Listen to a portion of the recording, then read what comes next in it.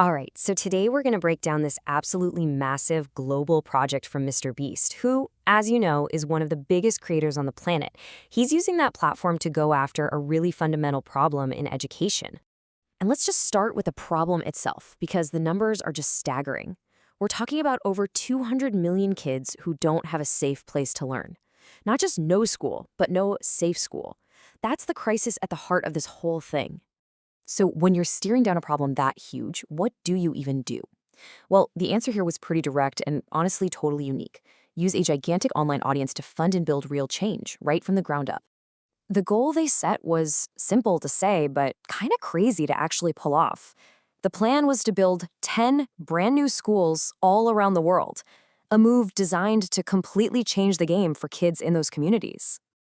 Okay, let's get into the details. The first thing they had to tackle was the most basic, most urgent issue, the actual physical danger a lot of these students were in every single day just by going to school. Now this is where it really hits you. The contrast is just night and day. We're talking about buildings that were literally so dangerous that the government had ordered them to be torn down. And they were transformed into modern, safe, fully furnished classrooms built to last for generations to come. And listen, these weren't just simple huts they were putting up. These were serious engineering projects. Some of them were two-story buildings just to double the number of students they could take in. In places like Ecuador, where flooding is a huge problem, they were designed with these special elevated foundations. I mean, really smart, tailored solutions. But here's where the strategy gets really interesting. They quickly realized that just putting up a building isn't enough. A classroom is great, but if kids are hungry or sick, they're not going to learn. You have to build an entire ecosystem around the school. So their whole approach was built on what they called these 4 pillars of support. Each one was designed to knock down a different barrier that was keeping kids out of the classroom. You can't just solve one, you got to tackle all of them. So, pillar 1, clean water. This one is huge. By drilling new wells, they didn't just give students a drink of water. In one village, get this, almost 80% of the population had parasitic worms from the contaminated river. The new well basically wiped that problem out for the entire community. Next up, sanitation, something that's so basic but so often overlooked. They installed brand new bathrooms and sinks. This isn't just about convenience, right? It's about health and it's about dignity. It's about creating a place where kids feel safe and respected. And check this out. This chart shows just how powerful something as simple as a meal can be.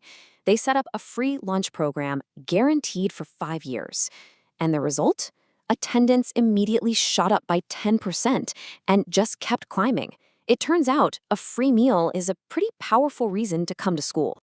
The last pillar is all about the people who make it happen, the teachers. In one school, 2 teachers were spending a third of their salary just to commute to work. So what was the solution?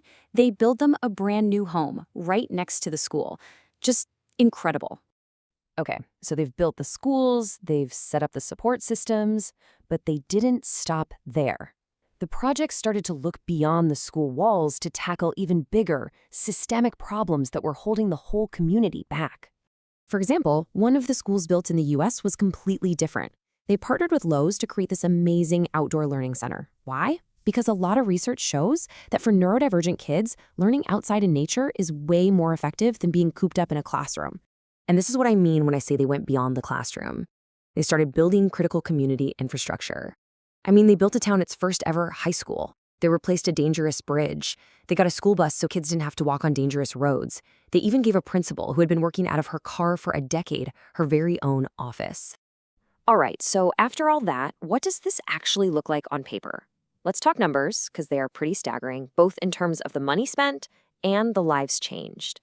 Let's start with the investment. We're talking over $3 million. That's for the 10 schools and all that incredible wraparound support we just talked about, all funded through his platform and partnerships.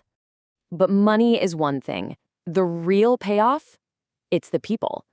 Over the life of these buildings, it's projected that more than 18,000 students will get a safe, quality education because of this project. 18,000! And this wasn't just in one corner of the world. I mean, look at this. The project was genuinely global.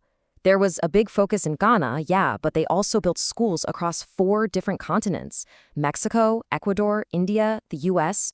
And they didn't just sprinkle a little bit of money everywhere. They went deep. In just one community in Ghana, for example, the investment topped $500,000, and there are plans for it to hit over $1 million within a year. That's real, concentrated impact. So all of this, it really brings us to a much bigger question, doesn't it? What does a project like this actually mean for the future of giving, for the future of global development? When you actually lay it out side by side with how traditional aid often works, the differences are, well, they're stark.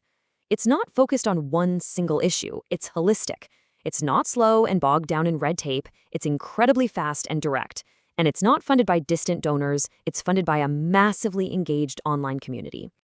And this quote right here, it tells you everything you need to know about the end game. This was never meant to be a one-time thing. The goal, the hope, is to leverage this platform to change millions of lives over the long haul. Which leaves us with this final thought.